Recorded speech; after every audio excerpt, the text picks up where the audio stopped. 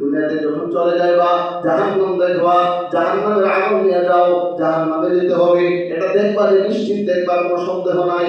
এরপর আল্লাহ বলেন লা তুসআলুন্না, তোমাদের অবশ্যই অবশ্যই জিজ্ঞাসা করা হবে ইয়াউমা ইদিন, ওই দিন, লা তুসআলুন্না ইয়াউমা ইদিন আনিন নাঈম।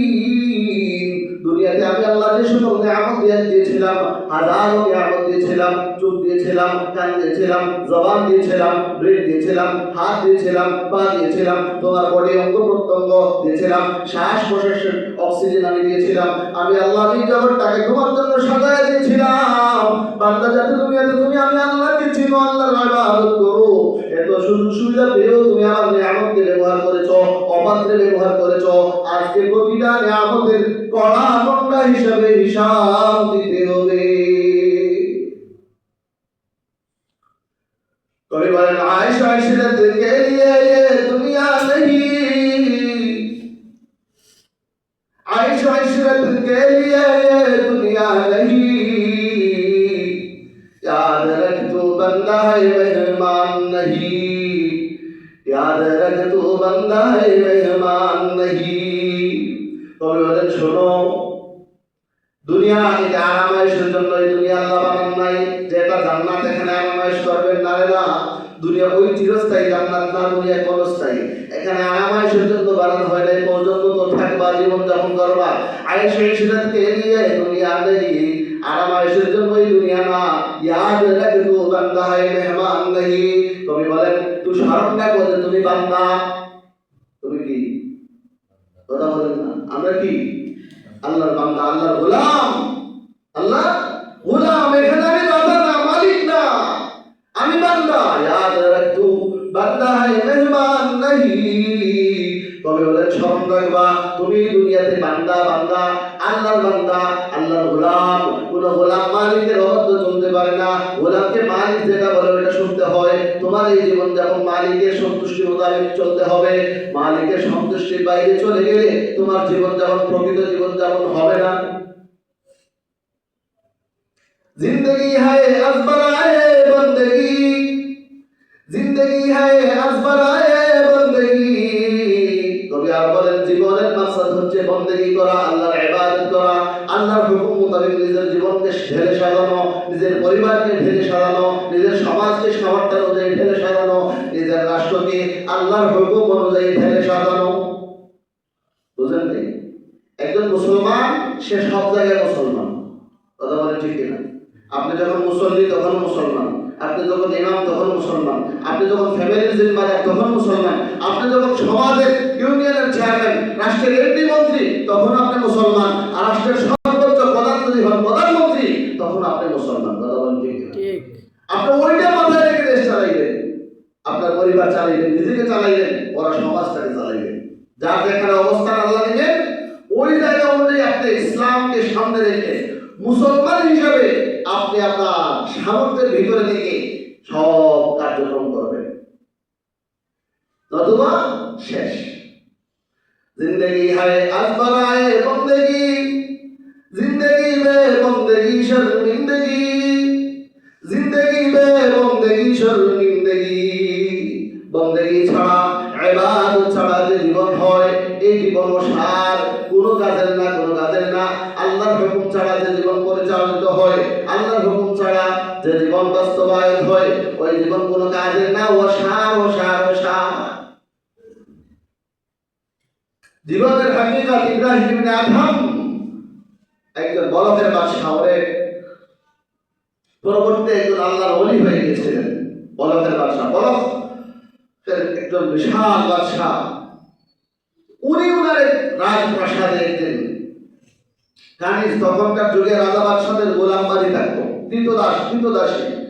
গোলামবাদী যারা, ওরা মালিকের কেনা। আমরা ধরেন ওই যে প্রাণী, বিভিন্ন প্রাণী কিনে নিয়ে আসি, গরু ছাগল, ওইটাকে আমি চাইলে জবাই করি, চাইলে রাখবো, চাইলে তোকে দিয়ে দেবো, সম্পূর্ণ কর্তৃত্ব অধিকার থাকে। ওই যুগে গোলামবাদীর যুগ ছিল, গোলামবাদী থাকতো, রাজা বাদশাদের এগুলো ছিল। ইব্রাহিম ইবনে আদহাম বলকের বাদশা, তার কিছু দাসী ছিল, রাজপ্রাসাদে তিনি অবস্থান করছেন। তো একটা দাসী তার সেই রাজপ্রাসাদের বিছানাকে পরিষ্কার করছে। পরিষ্কার করতে করতে করতে করতে হঠাৎ পরিষ্কার শেষ, বিছানাটা অনেক রাধাবাসার বিছানা তো বুঝেনি কত কমফোর্টেবল আরামদায়ক হবে। সে এরকম তুলতুলে একটা নরম বিছানা পরিষ্কার করে খালি যে বাড়িটা ভাবলো যে একটু আরামের একটা বিছানা, ওটাতে একটু আরাম করি, বাসা তো এখন সামনে না, ওটাতে একটু শুয়ে কি করি, আরাম করি। কিছুক্ষণ আরাম করলো, আরাম করছে, এত এরকম দামি বিছানা জীবনে শুয়ে নেই। হঠাৎ করে এরকম দামি একটা বিছানা শুয়েছে, মনের এটা আনন্দ অনুভব হয়েছে, ভুলে ঘুম চলে আসছে, বলতে পারে না। ঘুম যখন চলে আসছে, এই ঘুমের মধ্য দিয়ে বাসা চলে আসছে, আয়সা দেখে ওই বাড়িতে বিছানার উপর শোয়া। বুঝলেন, ঘরের কাজের মহিলা যদি আপনার বিছানায় শুয়ে থাকে তাহলে মন মেজাজটা খারাপ হবে না? হ্যাঁ, তো খুব বাসা খুব রাগান্বিত আসছে। যখন বাসা পায়ের শব্দ শুনে বা শব্দ শুনে মেয়েটা জেগে গেছে, ভয়ে তো একবারে গ্রস্ততা, সন্ত্রস্ত অবস্থা। বাদশা বলে, তোমার এত দুঃসাহস, আমার বিছানায় তুমি শুয়ে দাও, ভয় লাগে না? এই চাবুক নিয়ে আসো। বাদশা অর্ডার দিয়েছে, চাবুক নিয়ে আসছে। চাবুক দিয়ে পিঠা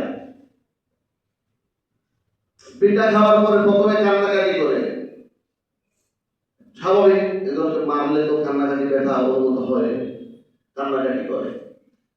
পরবর্তীতে হাসে। বাদশা স্ট্রেঞ্জ, এটা কেমন, ওকে পিটেছি, প্রথমে কান্নাকাটি করলো, আবার হাসতেছে, কেন? ইব্রাহিম ইবনে আদহাম জিজ্ঞাসা করে, বাদি তোমার অপরাধ ছিল বাদশার বিছানায় তুমি ঘুমিয়েছো, বাদশার বিছানায় ঘুমানোর কারণে তোমাকে পিটানো হচ্ছে, পিটানো হচ্ছে। পিটার আঘাতে তুমি জর্জরিত হয়ে গিয়ে তুমি কান্নাকাটি করছো, ভালো কথা, থাকবা স্বাভাবিক। কাঁদার পরে হাসছো কেন? হাসার কারণটা বুঝলাম না, রহস্যটা বুঝলাম না। বাড়ি ডাকতে বলে, বাদশা গো, আমি প্রথমে কাঁদছি বেতার কারণে, প্রথমে পরে হাসি আরেকটা কারণে। বলে, হাসার কারণটা কি? বাড়ি চিৎকার দিয়ে বলে, বাদশা যাহা কথা, আমি চিন্তা করলাম 2-4 মিনিট 5 মিনিট যে বিছানায় আরাম করার কারণে আমাকে 18 থেকে 20টা প্রহার আঘাত সহ্য করতে হয়েছে, আমাকে পিটাই করা হচ্ছে। না জানি যে লোকটা সারা জীবন এই বিছানায় ঘুমায়, ওরে আল্লাহ কেমন পিটাই দে। অল্প কিছু সময় যদি বিছানায় ঘুমানো হয়তো না, এত বড় অপরাধ হয়, চাবুক দিয়ে পিটানো হয়, আঘাত করা হয়, যে বিছানা ঘুমার আমার ঘুমানোর জন্য এই বিছানা না, তাহলে এই বিছানায় যে লোকটা সারা জীবন আল্লাহ থেকে গাফিল হয়ে ঘুমায়, নামাজের সময় নামাজের খবর নাই, রোজার সময় রোজার খবর নাই, তাহাজ্জুদের সময় তাহাজ্জুদের খবর নাই, এখানে শুধু আরামায়েশে যে লোকটা লিপ্ত থাকে, না জানে এই লোকটাকে আল্লাহ কত ইচ্ছা মতো বিদায় করে। এই কথা শোনার সাথে সাথে বাদশার মনটা বলে গেছে, ভাই এভাবে তো আমি চিন্তা করিনি কখনো। আমি আমার একটা ভাইকে এখানে শুধু আমার পারমিশন ছাড়া শুনেছে, এই জন্য এরকম পিটান দিচ্ছি। হ্যাঁ, আমি তো মাহবুদের পারমিশন ছাড়া যা ইচ্ছা তা করতেছে এখানে বসে বসে, ও পিটান, এটা কেমন হবে?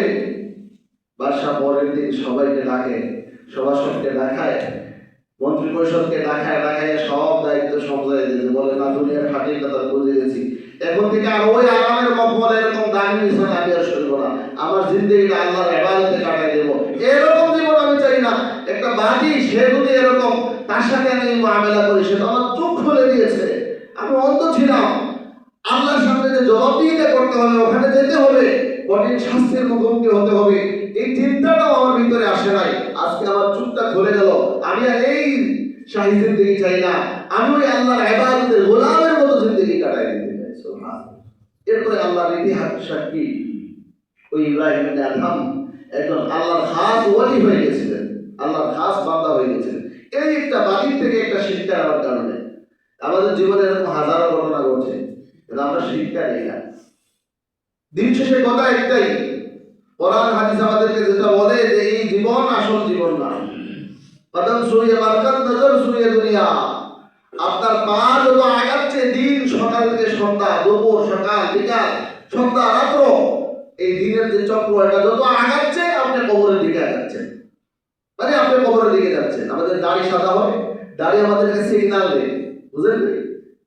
দাড়ি সাদা হয় কেন? দাড়ি সিগন্যাল দেয় এসে তোমার একটু একটু সময় চলে আসতেছে, রেডিও রেডিও রেডিও, বুঝলেন না? এরপরেও ক্লিন শেভ হয়, দাড়ি সাদা হয়ে যাওয়ার পরেও ক্লিন শেভ হয়। যাই হোক, তো এগুলো আমাদেরকে সিগন্যাল দেয় যে আল্লাহর বান্দা, তুমি আল্লাহর দিকে একটু চিন্তা করো না, তোমার কবর রাখতেছে তো, ওই জায়গায় যেতে হবে। আল্লাহর সামনে কি জবাব দেবা? আল্লাহ রাব্বুল আলামিন আমাদের সবাইকে আখিরাতমুখী হওয়া, কবরের জন্য, হাসরের জন্য, আখিরাতের জন্য প্রস্তুতি নিয়ে দুনিয়াতে কোরআন সুন্নাহ মোতাবেক জীবনযাপন করার তৌফিক দান করুন। আমিন। ওয়া আখিরু দাওয়ানা আলহামদুলিল্লাহি রাব্বিল আলামিন।